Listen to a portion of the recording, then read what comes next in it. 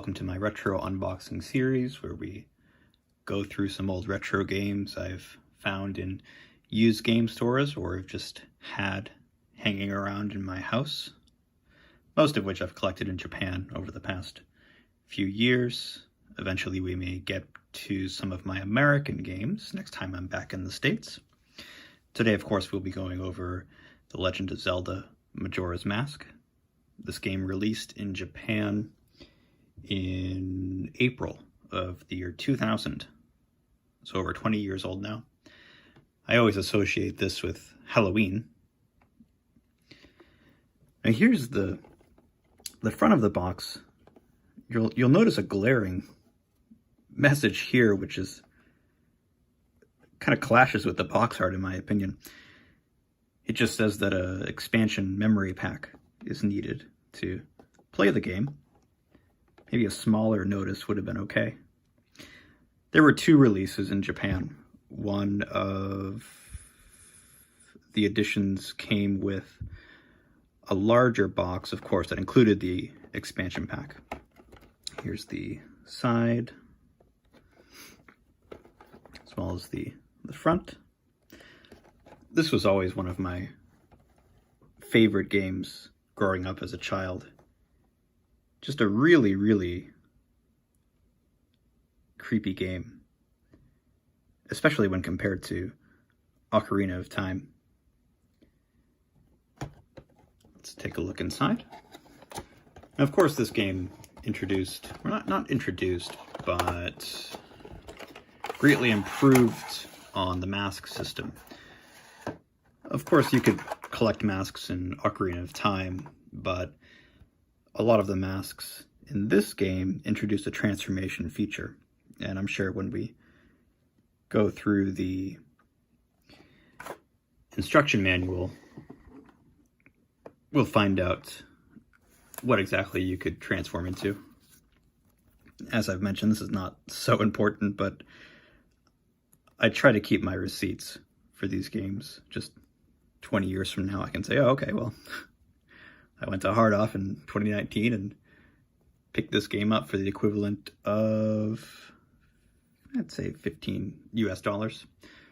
Of course, I have an American version at home in the States as well. Just the typical flyers you would get, nothing special. And the controller pamphlet that's included with these first-party games.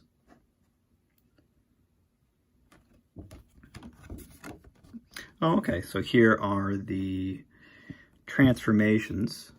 Well, first we've got Epona. This is the Deku Link, the Goron Link, and the Zora Link. I always preferred the Zora Link. I thought the swimming mechanics were a lot of fun. Now, going into the instruction manual. This is a really nice piece of art here, with the Skull Kid looming in the background.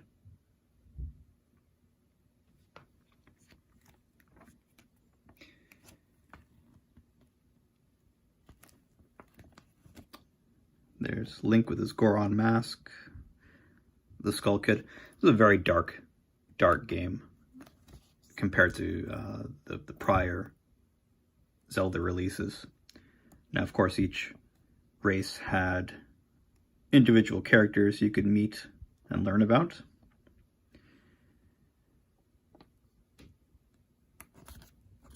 I found that this game was a lot more difficult than Ocarina of Time, at least for my experience as a child.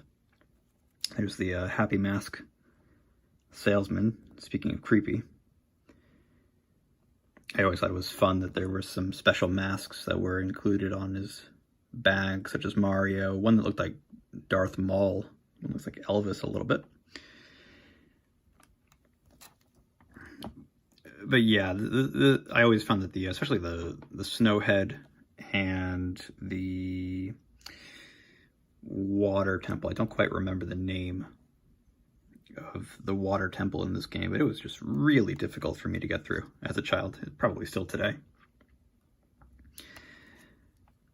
There's our friend Tingle.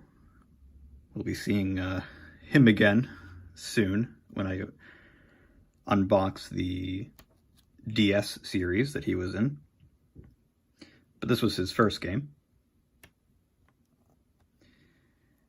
There's the Keaton Mask.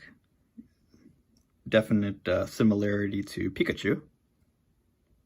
I think Pokemon was at its height of popularity around this time. That may be why they chose to go with that design. There's a list of the transformations and the different moves you can use, like the ground pound.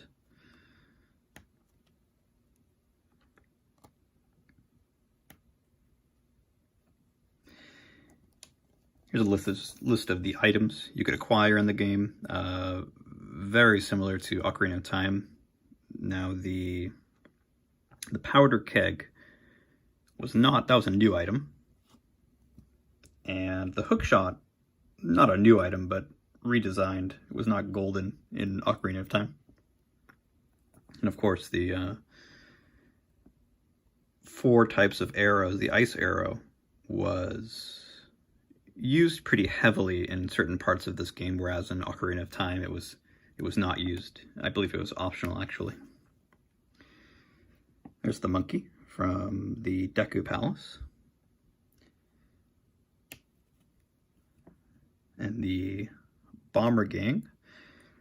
It's also had upgradable items. Now, of course, this was also released on the 3DS. I think a lot of people prefer the Nintendo 64 version, but I myself actually prefer the 3DS version for the visual upgrades alone. I hope that that makes its way to the Switch someday. There's the Deku Palace boss.